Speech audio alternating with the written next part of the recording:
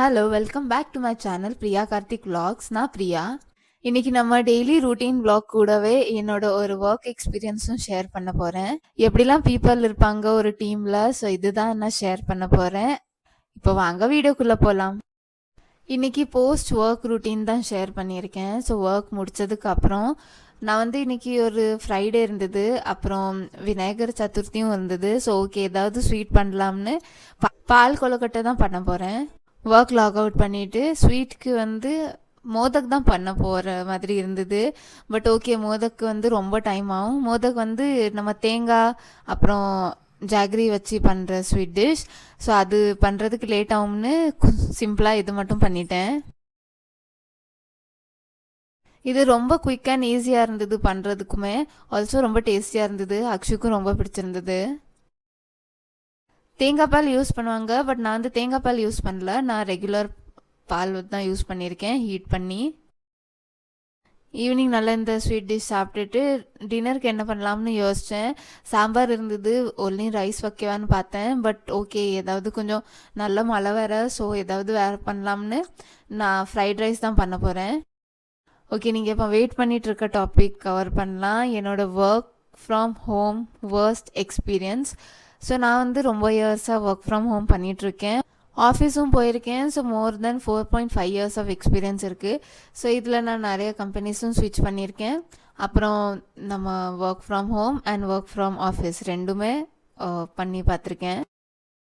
So எப்படின்னா, one of the companies, நான் company name use பண்ண மாட்டேன், ஆல்சோ எந்த பர்சன் நேமும் யூஸ் பண்ண மாட்டேன். ஸோ ஜஸ்ட் கம்பெனி தான் யூஸ் பண்ணுவேன். அந்த கம்பெனி நல்ல கம்பெனி தான், டு பி ஆனஸ்ட். பட் என்னோட ஒரு சீனியர் இருந்தாங்க, ஃபீமேல் தான் அவங்க. ஸோ அவங்க என் சீனியர், நான் வந்து ஜூனியராக தான் இருந்தேன். நான் வந்து ஃபுல்லி எக்ஸ்பீரியன்ஸ்டாக இல்லை, எனக்கு கொஞ்சம் எக்ஸ்பீரியன்ஸ் இருந்தது, ஒர்க் எக்ஸ்பீரியன்ஸ். பட் இப்போ இருக்கிற அளவுக்கு எக்ஸ்பீரியன்ஸ் இல்லை. ஸோ ஒரு ஜூனியராக தான் ஜாயின் பண்ணியிருந்தேன். அவங்களும் ஃபர்ஸ்ட் டேயில் நம்ம ஆன்போர்டிங் டைம்லலாம் அவ்வளோ ஸ்வீட்டாக பேசினாங்க. நானே ரொம்ப ஹாப்பியானேன். காடுக்கெலாம் தேங்க்யூ சொன்னேன், இந்த மாதிரி ஒரு நல்ல சீனியர் எனக்கு கொடுத்ததுக்கு. பிகாஸ் அந்த பர்சன் ரொம்ப ஸ்வீட்டாக பேசி, ரொம்ப அப்படி சிரித்து சிரித்து பேசிட்டு, ஸ்வீட்டாக இப்படி பண்ணுங்க பிரியா, அப்படி பண்ணுங்க பிரியா அப்படின்னு ரொம்ப டவுன் டு அர்த்தாக இருக்கிற மாதிரி இருந்தாங்க.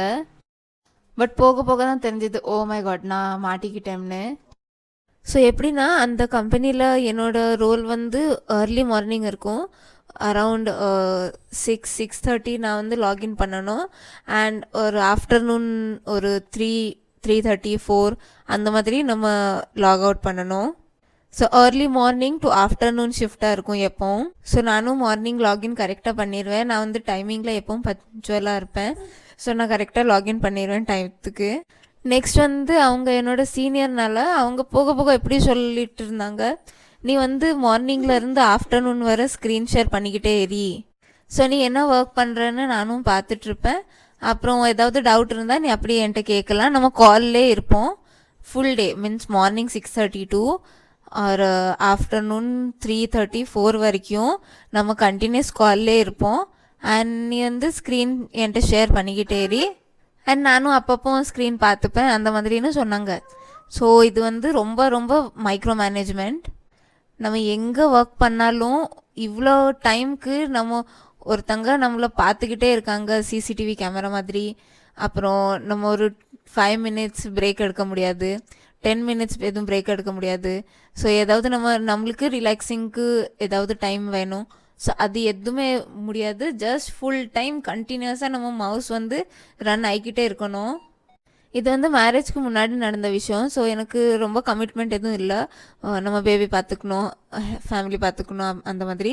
ஸோ பட் அது ஃபுல் டே எப்படி ஒருத்தங்க கிட்ட கால்லே இருந்துட்டு இது பண்ணுறேன் அது பண்ணுறேன், இப்போ இது பண்ண போகிறேன் அது பண்ண போகிறேன் கண்டினியூவாக சொல்லிக்கிட்டே இருக்க முடியும். ஒரு 10 minutesக்கும் எப்படி நம்ம அப்டேட் பண்ண முடியும்னு எனக்கு ரொம்ப இதாக இருந்தது. ஸோ இதுதான் ஃபர்ஸ்ட். அடுத்து செகண்ட் வந்து, இப்போ ஃபார் எக்ஸாம்பிள் நம்ம ஒர்க் ஃப்ரம் ஹோம் பண்ணுறோம்னா ஒரு ஒரு வாஷ்ரூம் போகிறோம், ஆர் எல்ஸ் ஒரு பிரேக்ஃபாஸ்ட் பண்ண போகிறோம், ஆர் லன்ச் பண்ண போகிறோம். ஸோ இந்த மாதிரி என்ன பண்ண போனாலும் நம்ம குரூப்பில் மெசேஜ் போட்டுட்டு போனோம். For example, I am taking 10 minutes break for washroom. அந்த ரீசன் கூடவே நம்ம 10 minutes பிரேக் எடுக்கேன், 5 minutes பிரேக் எடுக்கேன், அந்த மாதிரின்னு குரூப்பில் போடணும். குரூப்பில் மற்ற பீப்புளும் இருப்பாங்க. அப்படி குரூப்பில் போட்டு போகிறது எனக்கு ரொம்ப இதாக இருந்தது. லைக் ஒரு நம்ம லஞ்ச் பிரேக் கொஞ்சம் லாங் பிரேக்காக இருக்கும். ஸோ அது நம்ம இன்ஃபார்ம் பண்ணுறது ஓகே. பட் இந்த மாதிரி குட்டி குட்டி பிரேக்ஸ், நம்ம வாஷ்ரூம் போகிறோம், இல்லைன்னா எனக்கு ஒரு கால் இருக்குது, அந்த மாதிரி ஒரு குட்டி குட்டி ரீசனும் சொல்கிறது ரொம்ப மைக்ரோ மேனேஜ்மெண்ட்டாக இருக்கும். இப்போ நெக்ஸ்ட் தேர்ட் ஒன், நான் அந்த கம்பெனிலே ஒர்க் பண்ணிக்கிட்டு இருக்கும்போது என்கிட்ட ஒரு லேப்டாப் இருந்தது. அது ரொம்ப ஸ்லோவாக இருக்கும். ரொம்ப நம்ம ஒரு பேஜ்லேருந்து இன்னொரு பேஜ் போகிறதுக்கே ஒரு 5 to 10 minutes ஆயிரும். அண்ட் நான் ஒர்க் பண்ணுற ஃபீல்டு வந்து நம்ம கண்டினியூஸாக அந்த பேஜ் இந்த பேஜ், அந்த டேப் இந்த டேப்னு போய்கிட்டே இருக்கணும். ஸோ அந்த மாதிரி ஒர்க் இருக்கும்.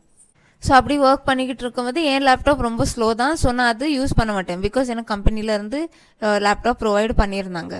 ஸோ நான் கம்பெனி லேப்டாப் தான் ஒர்க்கு யூஸ் பண்ணிகிட்ருப்பேன். அது நல்லா தான் இருக்கும், நல்லா ஸ்மூத்தாக தான் இருந்தது, ஆல் குட்.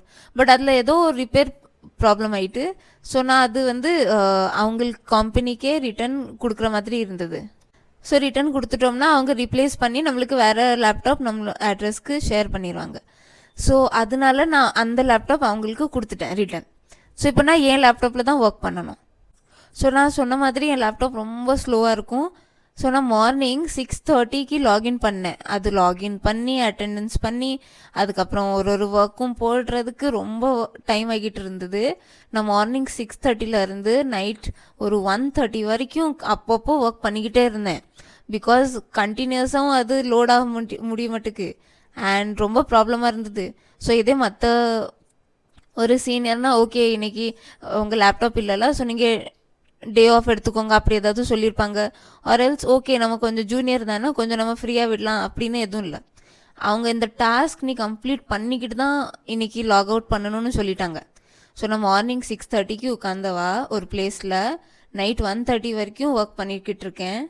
அதுக்கப்புறம் நான் ஒரு 1:30க்கு மேலே அவங்களுக்கு மெசேஜ் பண்ணுறேன், பாருங்கள் இந்த ஒர்க் கம்ப்ளீட் ஆகிட்டுன்னு. ஓகே பிரியா, குட் நைட்னு சொல்லி அவங்க ஓகேன்னு சொல்லிட்டாங்க.